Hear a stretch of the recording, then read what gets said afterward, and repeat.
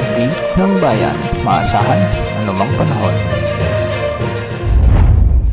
Magandang oras po sa ating lahat. Narito ang update sa lagay ng panahon ngayon at sa susunod na 24 oras.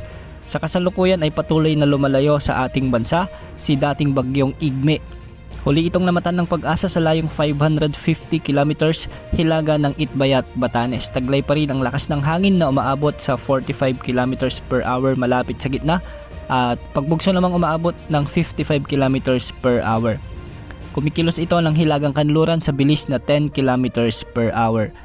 Ayon sa forecast nito, posible itong humina bilang low pressure area sa mga susunod na oras dahil naapektuhan nito ng frontal system na nanggagaling sa bahagi ng China at Japan. Posible naman ang malalakas na pag-ulan dulot ng bagyong ito sa bahagi ng Taiwan at sa eastern portion ng China. Samantala dito sa ating bansa, asahan pa rin ang mga pagbugso ng ulan sa bahagi ng Batanes at Babuyan Islands dulot ng habagat o southwest monsoon.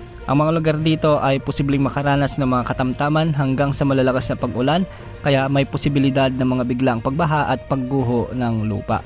Samantala sa Metro Manila at nalalabing bahagi ng Luzon at kanlurang bahagi ng Visayas, asahan naman ang maulap na kalangitan na may mga kalat-kalat na pag-ulan at pagkidlat pagkulog dulot pa rin ng habagat, kaya posible rin ang mga biglang pagbaha at pagguho ng lupa lalo na kung may mga katamtaman hanggang sa malalakas na pag-ulan. Ilan sa mga lugar na nakakaranas pa rin ng mga maulap na panahon hanggang sa kung minsan ay may mga malalakas na pag-ulan ay ang bahagi ng Cagayan Valley, Cordillera Administrative Region, Ilocos Region, Central Luzon, ang Mimaropa at ang Calabarzon. Samantalang sa Metro Manila ay makakaasa naman ng minsay malalakas na pag-ulan dulot ng pinagsamang epekto ng localized thunderstorms at habagat. Samantala sa Bicol Region ay ganitong panahon rin ang aasahan. Sa Visayas may mga malalakas na pag-ulan sa bahagi ng Aklan at ilang bahagi ng Iloilo. Samantalang sa Negros Island Region ay may mga kalat-kalat lamang na pag-ambon o minsan ay malalakas na pag-ulan dulot ng habagat. Sa central portion naman ng Visayas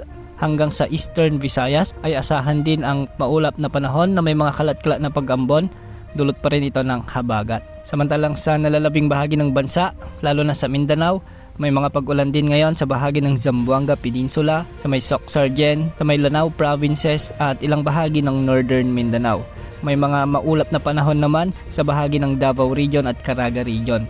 Dulot naman ito ng mga localized thunderstorms. Sa ngayon wala naman tayong namomonitor na panibagong sama ng panahon na posibleng pumasok sa ating area of responsibility sa susunod na 3 hanggang 5 araw. Samantala ayon naman sa wind outlook mula sa iba't ibang weather models ay posibleng umiral na ang mahinang amihan o northeasterly wind flow sa katapusan ng buwan na ito o sa unang linggo ng Oktubre. Inaasahan na posibleng ideklara na rin ng Pag-asa ang pagtatapos ng habagat sa mga susunod pang mga linggo. Bukas asahan pa rin ang maulap na kalangitan na may mga pagbugsong ulan sa malaking bahagi ng bansa dulot ng localized thunderstorms at ng southwest monsoon. Yan ang update sa lagay ng panahon. Ito pong weather update ng bayan. Maasahan anumang panahon.